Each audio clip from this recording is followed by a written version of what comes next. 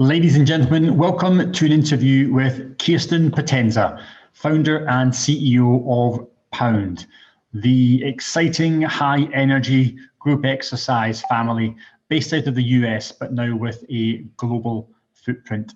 Kirsten, great to see you here. How are things in California? First of all, thank you so much for having me. And you are very right. We are an energetic and loud bunch of people. And right now, California is pretty beautiful. Can't complain. Now, the last 12, maybe even 15 months have been a roller coaster for many companies, and you are not immune to that. But how have Pound, as a company, as a family, how have you managed to get through this pandemic?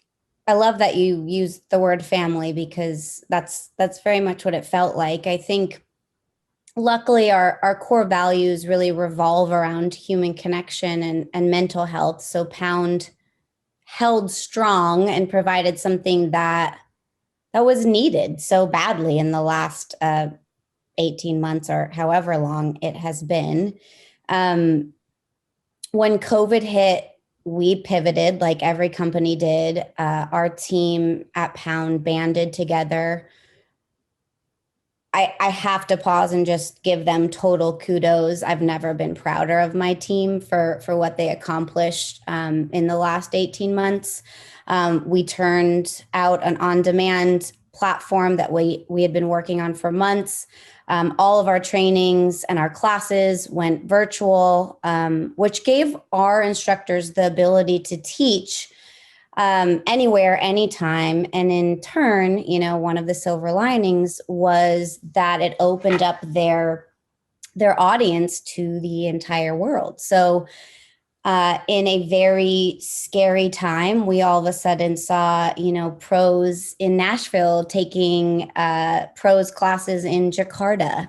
And this connection, this global connection and support was happening around the world. And then internally, it pushed us to dig very deep and move very quickly. And it inspired an entirely new tier in our instructor network, which is called the Label, with free workshops, paid for workshops, all focused on skill building, but also everything that was happening at the time. How to teach a virtual class. It was very foreign to so many people. The technical side of it, we had to make our instructors or help our instructors feel comfortable in a space that many didn't. And, it wasn't really a business decision at the time. It was, we have a group of people whose livelihood are on the line. And how do we make it as easy for them as humanly possible? Because these are people who had full-time jobs teaching, and all of a sudden, their worlds got flipped upside down. So it was all about supporting our instructors and making sure that they could lead their communities through such a difficult time, right? So we had to help them so they could help others. I love that thought, Kirsten. I think it's all about the trainer, the educator. The company culture really starts at how do you look after your own employees through this? And if you look after those, then they'll come back and help the company. Let's look at the fundamentals of Pound. You are rooted in innovative group fitness and group exercise throughout these past 12 months. You've obviously had to pivot online, but let's have a look at the fundamentals of group exercise. You shook up the marketplace with what you were doing with your programming. Looking forward into the future when perhaps, hopefully, the sanitization, the safety, the hygiene, the safe distancing, all of that is gone. Will the fundamentals of group exercise and group programming, will they have changed through COVID, or do the fundamentals still lie true? I think it's a bit of both. I think COVID has not just influenced, but shown the world firsthand how important human connection is and how directly connected it is to our mental health. And, we went from spending hours and hours with other humans to zero time. And I don't think any of us realized how impactful that time that we spend with each other is. And I think we as an industry will continue to seek out workouts that not only work our bodies, but work our minds as well. And I think in regards to the industry, you're looking at probably a more hybridized future, virtual, in-person workouts and experiences. But I think the silver lining is that the virtual experience allows more people to simply have access to workouts, which hopefully will begin to close some of the gaps in the wellness disparities that occur around the world. You know,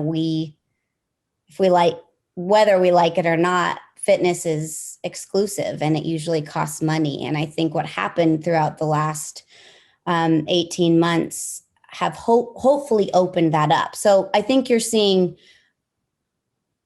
and will continue seeing the value of human connection that happens in a group fitness room, right? I feel like group fitness, at least what it felt like, was overlooked. You know, like people walk into the gym, we get memberships, here's how you train, and oh yeah, there's the group fitness room. But that's where the magic happens and that's where the connection happens. So I feel like people have realized that even more throughout this last year.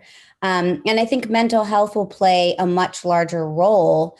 And again, I hope fitness will become less exclusive and more inclusive because of the things that we've seen and the way that we've felt in the last 18 months. Let's look at content, because of course this idea of inclusivity, diversity of content is so important to make sure we are reaching everybody that wants to get happier and healthier. Looking at your own content library, Kirsten, how are you developing your content strategy? What are you working on? What are you planning when it comes to building out that content for your member and your consumer? Content, my favorite subject matter. I say this a lot, but for us at Pound, it's as much about content as it is about context. Content is vital because it creates community and engagement, but context is what creates loyalty and connection and hopefully what resonates with people. And I think if you're pumping out content, which we've all done, you'll spin your wheels and you'll lose engagement and you won't have the community, right, that you hoped for.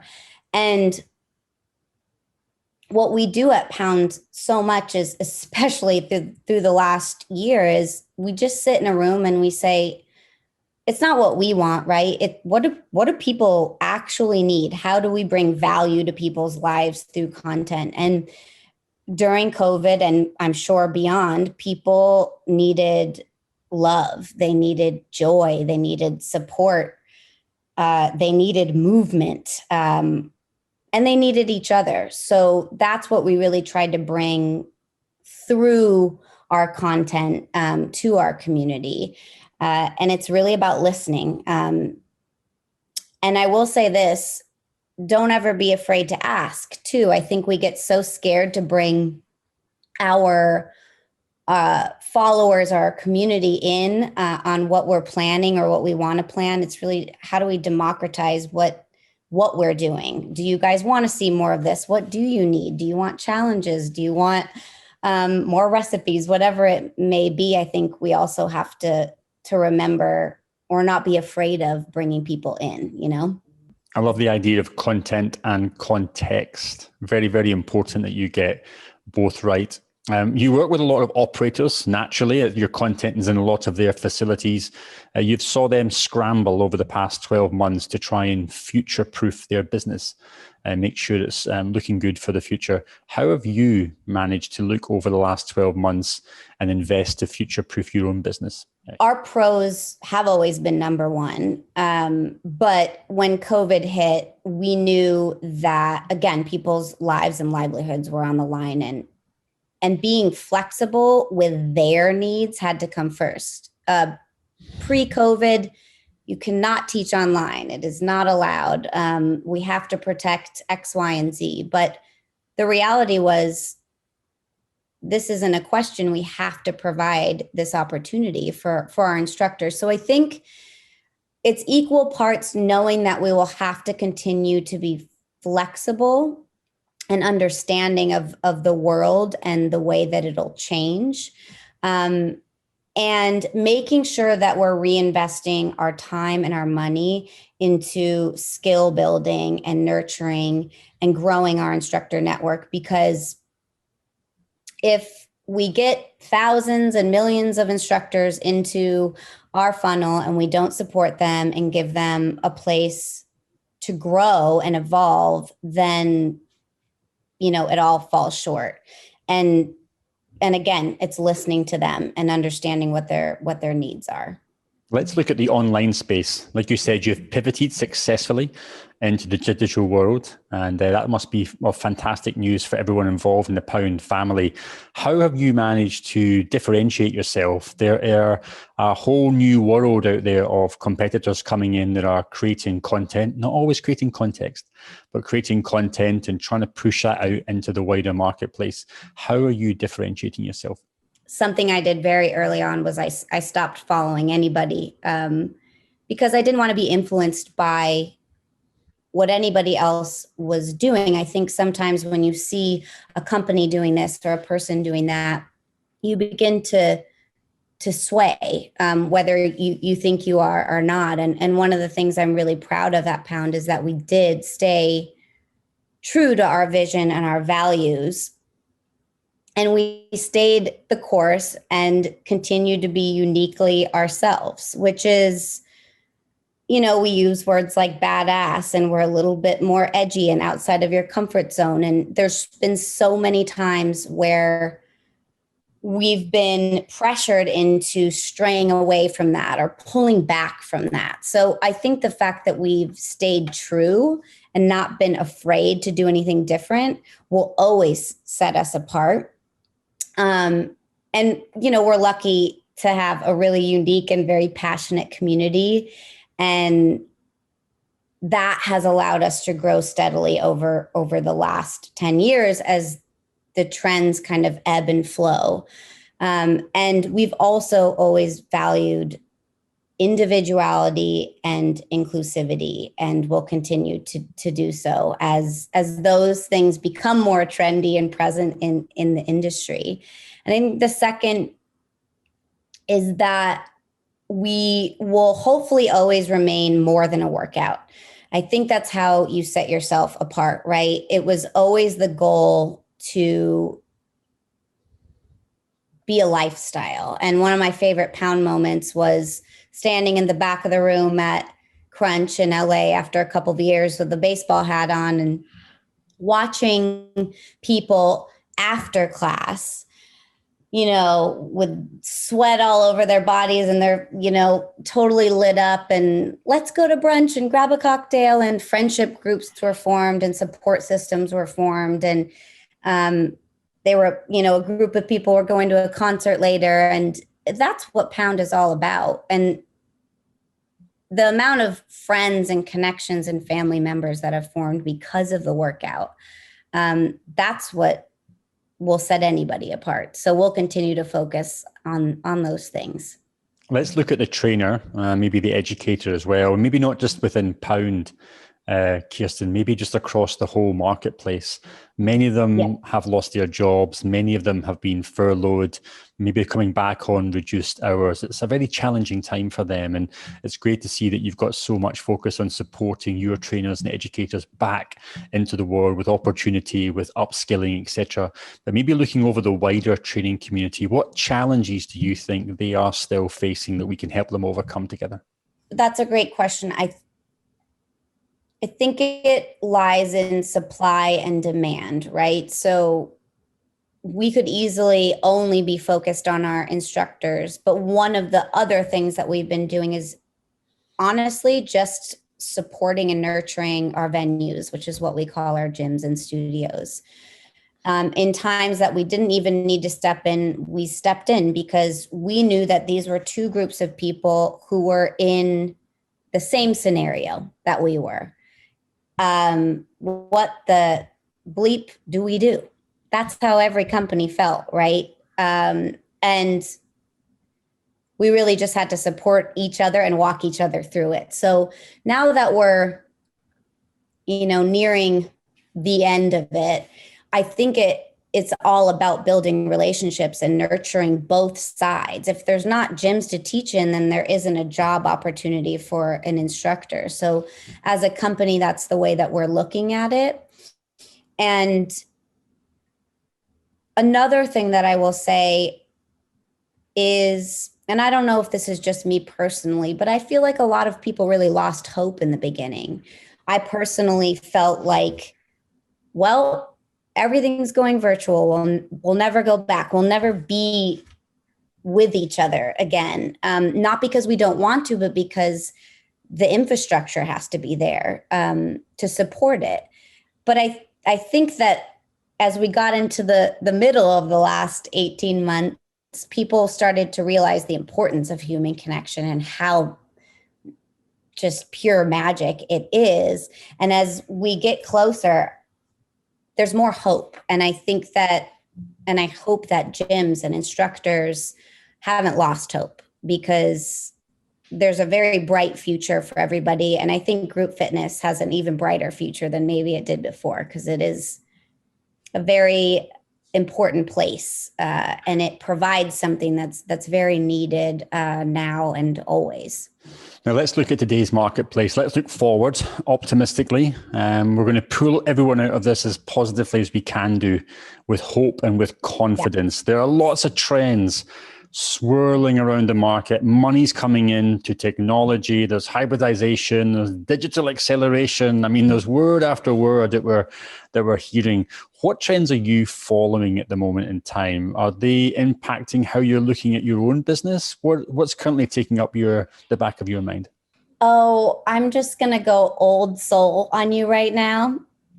And I mean, mental health has always been so important to us, but it's trending. And we have seen a rise throughout the industry. And as a company, it's always been our mission to put minds before bodies and do what we call release inner rock stars, which is letting out that childlike, authentic version of yourself. And as much as I know a lot of the trends live in tech, I do believe, or want to believe, that one of the biggest trends will be mental health and will be human connection and bringing people back together face to face, because people are looking to return to themselves. And I think because of that, we will always put our focus and values in mental health and movement and human connection. And I have hope there still. Absolutely. I think there's one silver lining. There's been a few the last 12 months, one of which is people's understanding and lessening of the stigma of mental health. It's something that people are talking about more. They're feeling more vulnerable and sharing that they're not okay, it's such a good step forward for our world as a whole. Let's turn the spotlight back on you for the last question. It's been an incredibly challenging time for anybody through this period, but of course, especially so for business leaders who are trying to keep employees on deck, trying to keep them motivated. How have you done this while welcoming a new 7-month-old baby boy? And what positives are you taking forward from the last 12 months? I found out I was pregnant the end of February. And lockdown happened at the beginning of March, I believe. And so my husband and I moved out of our apartment in LA to a little bit of a safer and larger space. And everything happened with the business. It just all happened at once. It was a roller coaster, but I wouldn't have it any other way. And I had a pretty difficult pregnancy. I had to be on bed rest from week 20 on, which, if anybody knows me, was very difficult. And our baby boy, Oscar, came into the world 5 weeks early. But from the moment he met us earthside, he had such a calm and joyful nature. Whether he was spending time in the NICU or coming home to a very weird world with not very many people, he just always had this, I got this, mom, kind of energy. And he's really inspired me to take life a little slower, to let all of the big things feel like small things, and to just be more joyful. And I think the last 18 months have left a very lasting impression on our family that will never leave. It has taught us just how powerful the simple things in life are and how important we are for each other. And for that, I'm very, very thankful. I think that is a fantastic place to close up the interview. I wish you and the family all the very best. Hello, Oscar. Welcome to the world, as they say. Congratulations for everything that you're doing for Pound. I think it is an incredible brand, an incredible family. Over here in Singapore, it's got such an incredible reputation. So all the very best to you and the family. And we look forward to seeing you again very soon. Thank you. Thank you so much for having me.